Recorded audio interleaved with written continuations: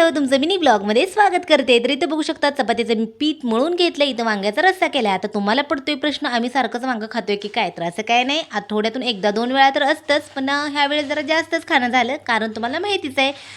नंतर मम्मीने काय केलं, रस्सा बनवून घेतला. चपात्या आता पटकन अशा मी चपात्या लाटून दिल्या, मम्मीने शेकून घेतल्या, आमरस बनवला, नंतर दूध गरम करायला ठेवले आणि मम्मीने त्याच तव्यामध्ये बेसन पोळी पण केली होती. पटकन जेवण केलं. आम्हाला जायचं होतं बाहेर. तयार झालोय, रिक्षामध्ये बसलोय. रिक्षामध्ये गर्दी नव्हती, त्यामुळे संचित, मी आणि मम्मी आम्ही तिघंच होतो.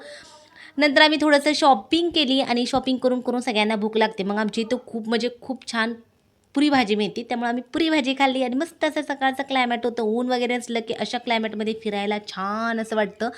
तुम्हाला पुरी भाजी असेल, खायला आवडत असेल तर चला या पटकन खायला. इथं रोडचं काम चालू होतं. संचित आमचा मस्त असा इकडून तिकडं असं काय म्हणतो आपण इंजिनिअरसारखा इकडं तिकडं बघत फिरत असतो. चला तर मग आजचा मिनी ब्लॉग कसा वाटला ते नक्की सांगा आणि बाय.